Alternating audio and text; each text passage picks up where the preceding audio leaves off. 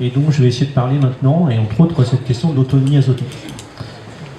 Alors bon, on parle d'autonomie azotique depuis longtemps en agriculture, hein. Bien sûr, l'azote c'est le premier facteur de croissance après l'eau des plantes, mais c'est aussi un facteur de pollution.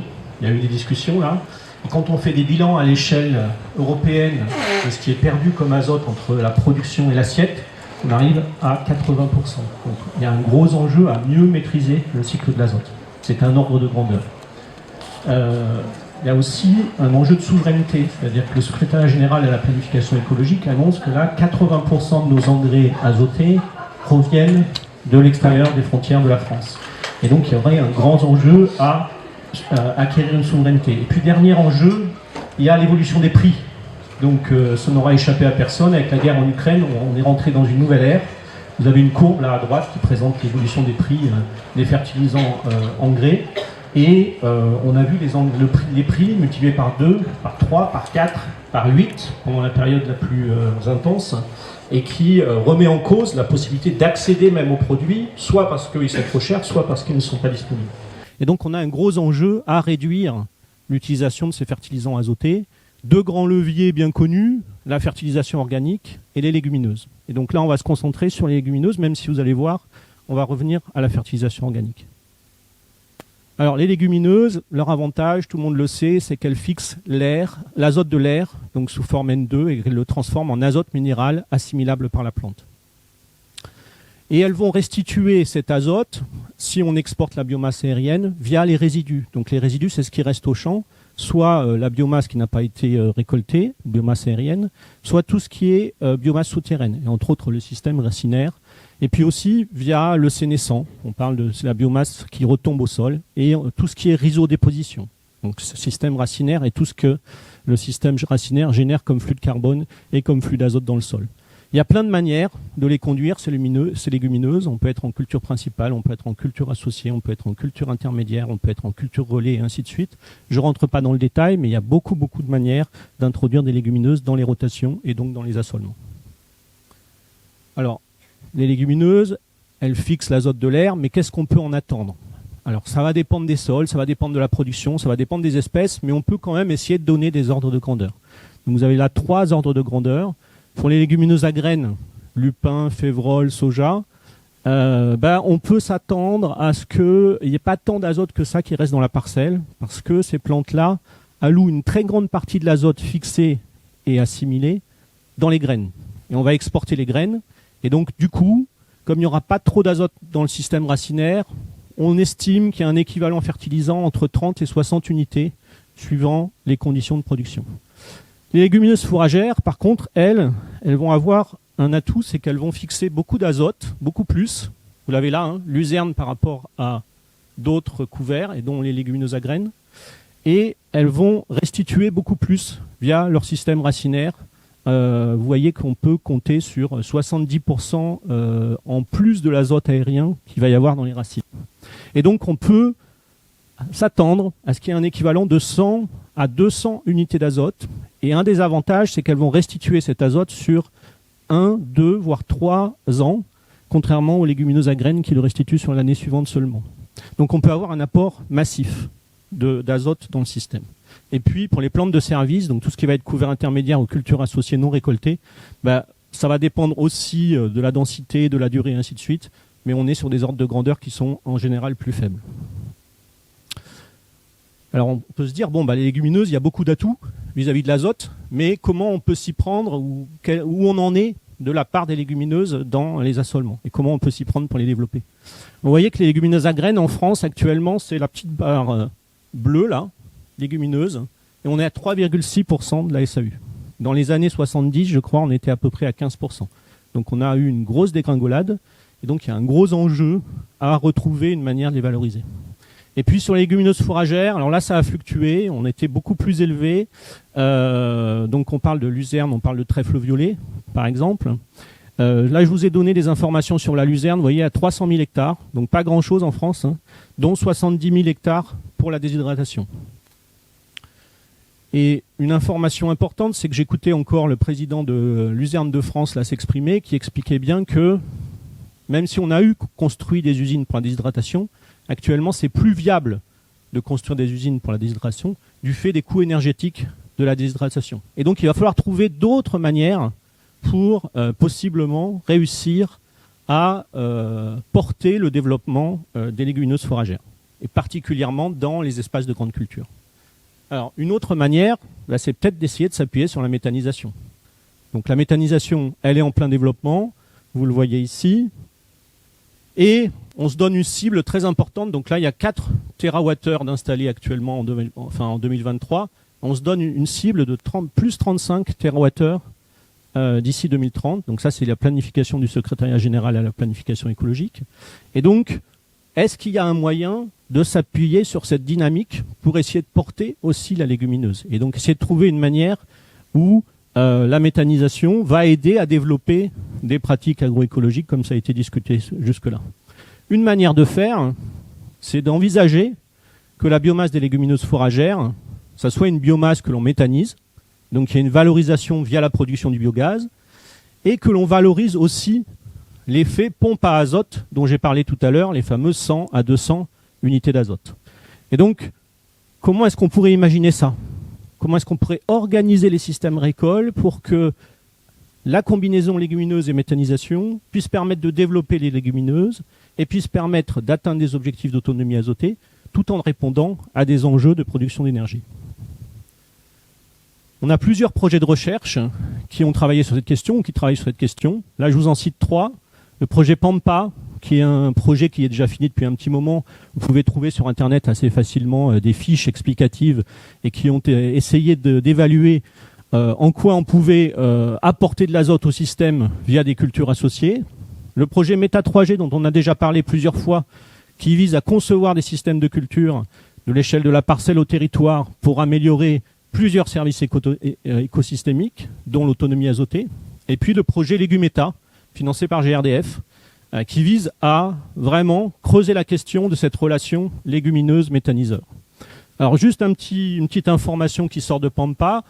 Quand on a des cultures associées, vous voyez, on peut s'attendre à une entrée de 30 unités d'azote par hectare. C'est à peu près ce qu'on avait vu tout à l'heure. Les 2 autres projets visent à traiter de ces questions à l'échelle du territoire. Donc on va être sur des projets où on va chercher à concevoir des systèmes de culture intégrant des légumineuses, entre autres, et on va travailler sur 4 territoires très contrastés. Vous voyez, on traverse la France d'est en ouest, de l'Alsace, autour de Bure, plaine de Versailles et le Coglé dans le bassin versant du Couesnon. On va chercher à évaluer différentes organisations territoriales de systèmes de culture dans les exploitations et dans le territoire, et on va chercher à évaluer ça, les effets sur une large gamme d'indicateurs. On va parler aussi bien du cycle de l'eau, du cycle de l'azote, du cycle du carbone, de la fertilité des sols, mais on aimerait aussi parler de performance économique, entre autres, de ces systèmes-là. Et puis, on veut prendre en compte aussi les contraintes de fonctionnement des méthaniseurs. Donc on va regarder dans quelle mesure on peut ou pas amener telle ou telle part de légumineuses dans le méthaniseur. Donc comment on s'y est pris? On a réuni des experts. Alors experts, c'était aussi bien des agriculteurs, des spécialistes de la méthanisation, des agronomes de la recherche.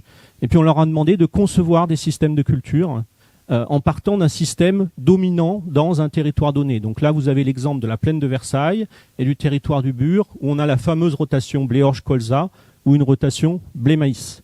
Et eux ont proposé, dans cet objectif d'atteindre l'autonomie azotée et dans la vision qu'on va utiliser la méta pour valoriser les couverts, une séquence où ils introduisent 3 années de luzerne, mais ils introduisent aussi une cive en association, et puis ils utilisent les légumineuses à grains en couvert intermédiaire, par exemple ici. Donc dans ce projet, Légumeta par exemple, on va essayer d'appréhender ce que ça veut dire tout ça. Donc on a fait un premier calcul très théorique, à grands traits, pour essayer de voir dans quelle mesure c'était intéressant, dans quelle mesure on allait atteindre un niveau d'autonomie un peu ambitieux en termes d'azote, et dans quelle mesure on atteint des performances économiques acceptables. Donc vous avez là un exemple de calcul où on prend une exploitation de 100 hectares, on met 33 hectares en luzerne, parce que vous avez vu que dans la rotation, il y a 3 années sur 9 en luzerne, et puis on considère que toutes les autres cultures, là on est plutôt dans la plaine de Versailles, vont être fertilisées à 200 unités d'azote par hectare. On va considérer que la luzerne produit 12 tonnes de matière sèche par hectare. Et puis, à partir de référentiels, on a estimé qu'on a une restitution de 190 unités d'azote par hectare. Tout à l'heure, je parlais d'une restitution entre 100 et 200. Donc, dans ce cas-là, on serait autour de 190 unités.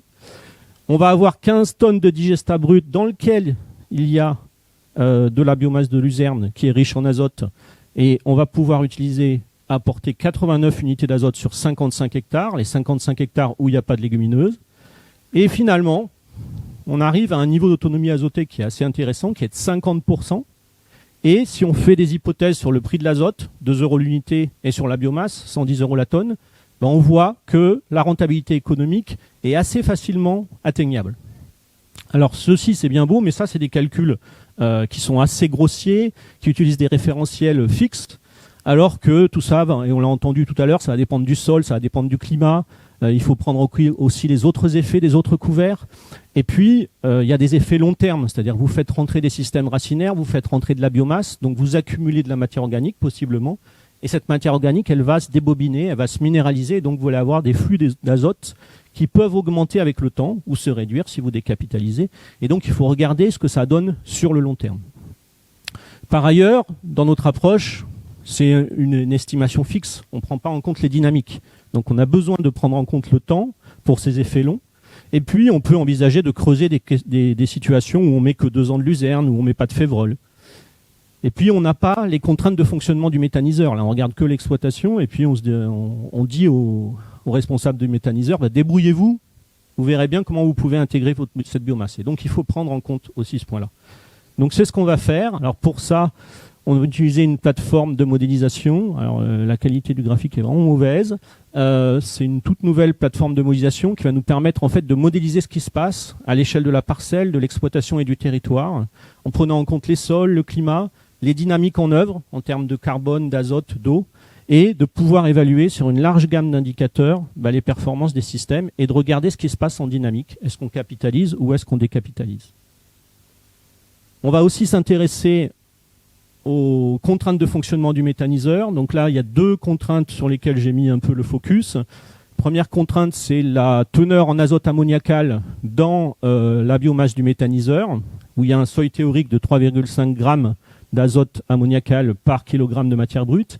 Et puis la réglementation, on a une limite de 15% de biomasse de culture principale, et actuellement la luzerne est vue comme une culture principale. Peut-être qu'on pourrait questionner cette réglementation, parce qu'elle a été pensée pour protéger des cultures, pour limiter la compétition entre alimentation et production d'énergie. Mais si on a d'autres ambitions, on peut envisager de visualiser la luzerne différemment.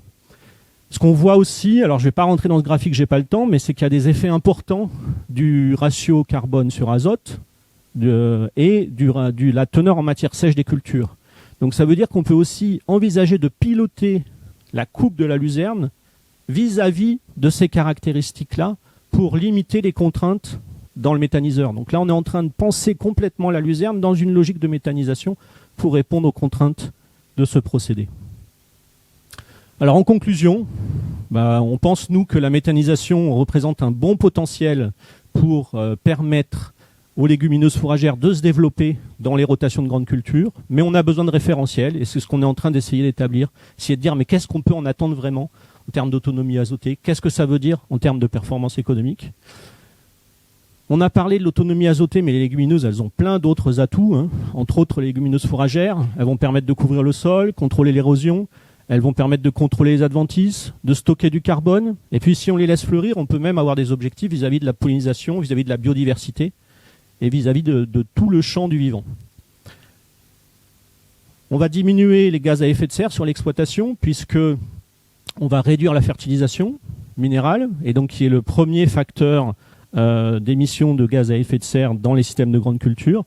Et si on imagine que non seulement il y a une valorisation vers la méthanisation, mais qu'il y a aussi, et on en a parlé avant, d'autres manières de valoriser ces prairies temporaires, type services environnementaux, type label carbone, on peut envisager d'avoir des performances économiques et sociales intéressantes.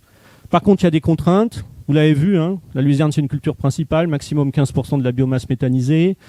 Des contraintes sur le fonctionnement du méthaniseur. Il peut y avoir des contraintes sur les stades et les conditions de récolte de la luzerne, entre autres d'ensilage de la luzerne, qui n'est pas toujours évident. Et puis, il va y avoir des contraintes sur l'épandage des digestats. On en a parlé juste avant, le risque d'émission d'ammoniac, qui est vraiment le grand risque de la mise en œuvre de ces systèmes-là. Mais il y a aussi des solutions agronomiques. Et puis, il va falloir faire attention parce qu'on va retourner des prairies qui sont très riches en carbone et en azote. Et donc, on a des flux d'azote juste après. Et donc, il faut avoir des cultures qui sont en capacité d'acquérir la quantité d'azote qui est minéralisée. Et donc, penser des enchaînements de cultures appropriés pour éviter qu'on ait des pertes d'azote par l'exsiviation. Merci.